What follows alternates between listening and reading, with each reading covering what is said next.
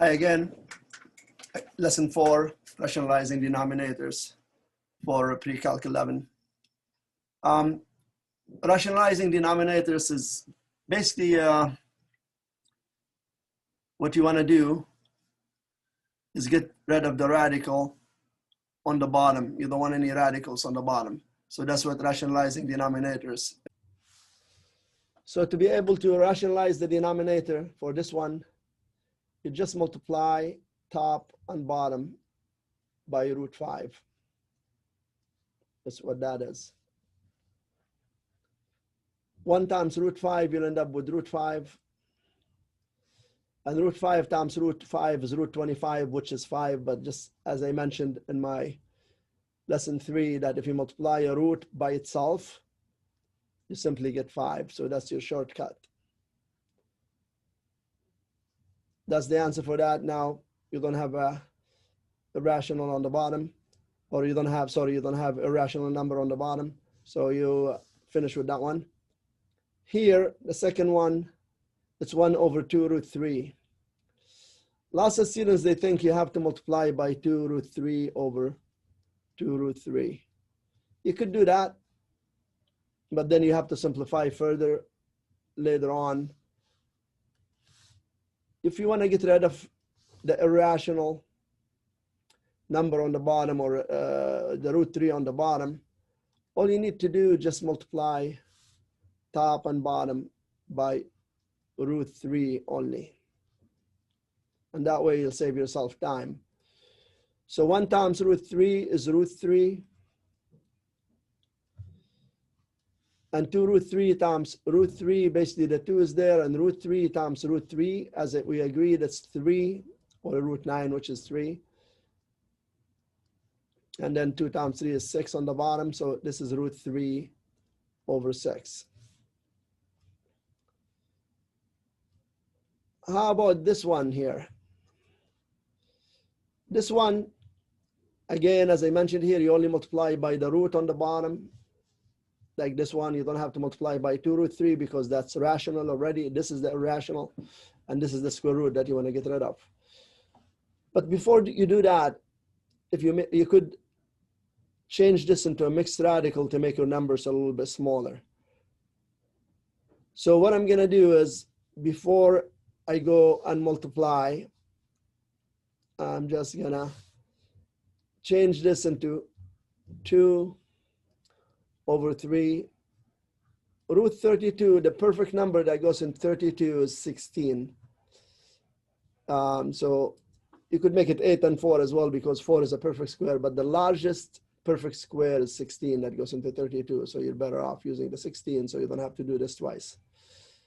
Times 2, which gives me 2 over root of 16 is 4 times 3 on the outside is 12 over root 2. I'm going to simplify by reducing the fractions. 2 on top divided by 2 gives me 1, and 2 goes into 12 6 times. So now this becomes 1 over 6 root 2. And to rationalize the denominator now, just multiply top and bottom by root 2. Again, you don't have to multiply by 6 root 2. Just, this is the irrational, this is the root, just multiply by the root only.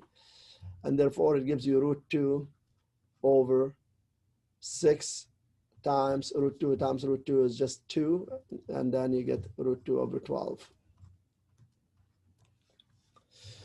We'll move on to rationalizing a cubic function. Or sorry, a cube on the bottom, a cube root on the bottom. When it's a cube root, you cannot just say, I'm going to multiply this by cube root of 3 over cube root of 3. And the reason is, if you multiply them on the bottom, you get cube root of 9, which you have no clue what cube root of 9 is. Since it's a cube root, then you have to multiply it twice.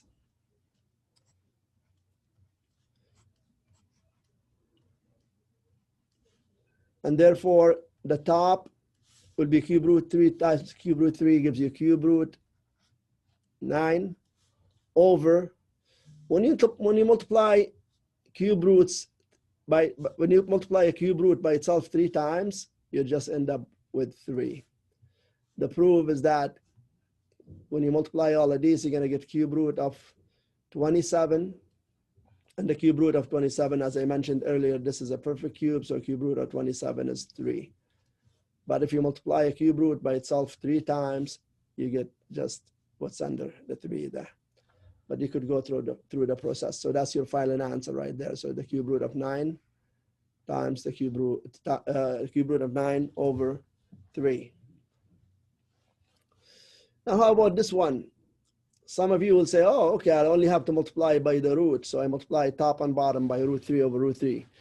If you do that, you're not going to be able to rationalize the denominator because you'll end up with 2 root 3 minus 3 on the bottom. And that's what you don't want that. Here you're able to do it because this is one term right here. But here you have 2 terms and you cannot rationalize by multiplying just by root 3. So here we multiply by what we call the conjugate. And the conjugate is always the same thing as this, except you change the sign. And whatever you do to the bottom, you do to the top. So 1 times this, it's just going to be itself. But the bottom, you're just going to FOIL it. There's a shortcut, and I'll tell you about the shortcut. But if you FOIL this, you're going to get 4. And then 2 times root 3 plus 2 root 3. Minus root 3 times 2 is minus 2 root 3. And then negative root 3 times positive root 3 is just negative 3. Negative square root of 9. But again, I said when you multiply a root by itself, you just get 3 there. And this middle is going to cancel because they're opposite signs. This is here like difference of squares. That's why the middle always cancels. And therefore, we end up with 2 plus root 3. And then we have 4 minus 3 is 1. Of course, everything is over 1, so we don't want to write that. So the final answer is 2 over root 3. So the shortcut when you're multiplying by something by its conjugate, you could, this here, because this is the conjugate of this, then you could just take a shortcut by multiplying 2 times 2, which is 4. And then multiply negative root 3 by root 3, which gives you negative 3. And you don't have to go through all of this because we know it's going to cancel when we multiply by the conjugate. Now, the last one looks a little bit more complicated. Remember, I'm rationalizing the denominator, so I'm going to multiply by the conjugate as well. And that's root x minus root 2y, and whatever I do to the top, I do to the bottom. Whatever I do to the bottom, I do to the top. Equals. So we're just going to do the shortcut on the bottom. Root x times root x is just x.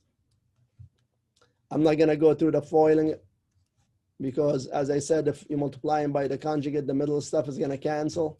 So you could just get away by multiplying this by this, first by first, which you get x, and then lost by lost. So positive times negative is negative. 2 square root of 2y times square root of 2y, just 2y. When you multiply a root by itself, you just get rid of the root. The top, however, you cannot say, oh, I'm going to do that shortcut. You can't because these are the same signs. So here you're going to go root x times root x, which is x. And then root x times negative root 2y, that's going to give you negative root 2xy. And then again, the same thing here. So you're going to get minus 2 root 2xy, sorry. And then multiplying negative root 2y by negative root 2y, negative times negative is positive, and you just end up with 2y there. And your final answer would be x minus, these are like terms, so there's a 1 here, there's a 1 there, so that becomes minus 2, and the root stays the same, plus 2y all over x minus 2y, and that's your final answer. Till next time, for lesson 5, I will see you later. Stay safe.